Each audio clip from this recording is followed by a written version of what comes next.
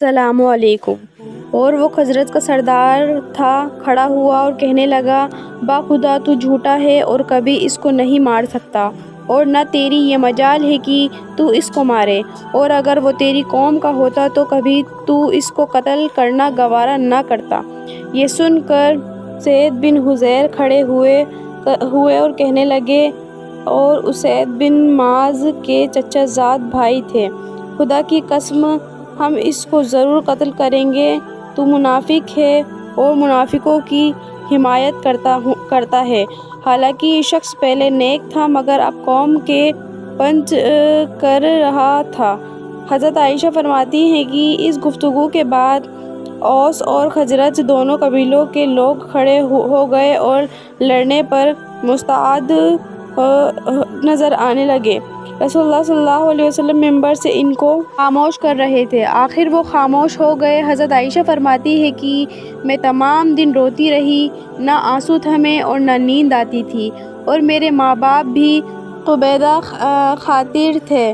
میں 2 رات دن برابر روتی رہی، نہ آنسو تھمے اور نہ نیند آئی، اور میں سمجھنے لگی کہ اب میرا کلیجہ پھٹ جائے گا۔ ماں باپ میرے پاس موجود تھے، اتنے میں انصار کی ایک عورت اجازت لے کر میرے پاس آئی اور وہ بھی رونے لگی۔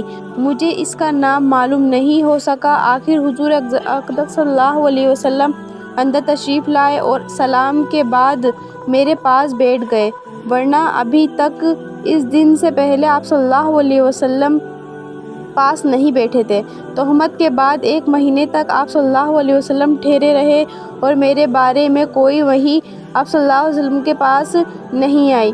حضرت عائشہ فرماتی ہیں کہ رسول اللہ صلی اللہ علیہ وسلم بیٹھ گئے، کلمہ شہادت پڑھا اور اس کے بعد فرمایا، اے عائشہ، مجھے تمہاری نسبت اس قسم کی اطلاع ملی ہے، اگر تم بے گناہ ہو تو اللہ تعالیٰ عنقریب تمہاری پاک دامنی ظاہر فرما دے گا، اگر تم سے کوئی گناہ ہو گیا ہے تو اللہ سے توبہ کرو اور مغفرت چاہو، اس لیے کہ بندہ اگر اپنے گناہ کا اقرار کر لے اور پھر توبہ کرے تو اللہ تعالیٰ بخش دیتا ہے۔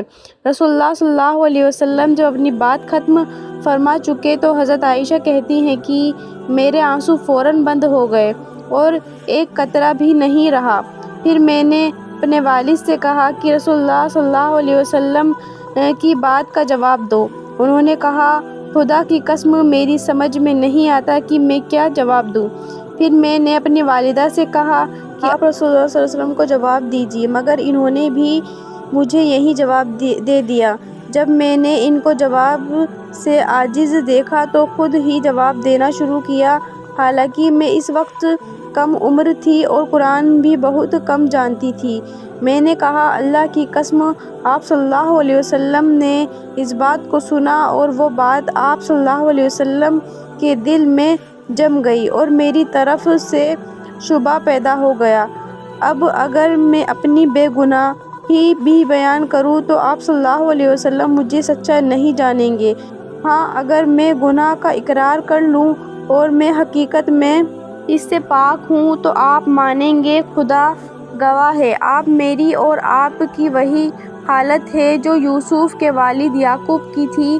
حضرت عائشہ نے کہا، فَصَبْرٌ جَمِيلٌ وَاللَّهُ الْمُسْتَعَانُ عَلَىٰ مَا تَصِفُونَ۔ اب یہی بہتر ہے کہ اچھی طرح صبر کیا جائے۔ یہ کہہ کر میں نے منہ گھما لیا اور بستر پر خاموش لیٹ گئی، کیونکہ مجھے یقین تھا کہ اللہ خوب جانتا ہے کہ میں بے گناہ ہوں اور وہ میری بے گناہی کو ظاہر کر دے گا، مگر مجھے یہ خیال نہ تھا کہ میرے معاملے میں قرآن کی کوئی آیت نازل کی جائے گی اور پھر وہ قیامت تک پڑھی جائے گی، کیونکہ میں اپنی حیثیت اتنی نہ سمجھتی تھی کہ اللہ تعالیٰ میرے متعلق کلام فرمائے گا۔ ہاں، یہ امید تھی کہ رسول اللہ صلی اللہ علیہ وسلم کو خواب میں میرے متعلق کچھ معلوم ہو جائے گا جس سے میری بے گناہی ثابت ہو جائے گی۔ اس کے بعد رسول اللہ صلی اللہ علیہ وسلم اپنی جگہ سے اٹھے بھی نہ تھے، نہ کوئی گھر کا آدمی باہر گیا تھا کہ آپ صلی اللہ علیہ وسلم پر وحی کی حالت طاری ہو گئی جیسا کہ وحی کے وقت ہوا کرتی تھی۔ یہ سختی اس کلام کے وزن کی وجہ سے ہوتی تھی جو آپ صلی اللہ علیہ وسلم پر اترتا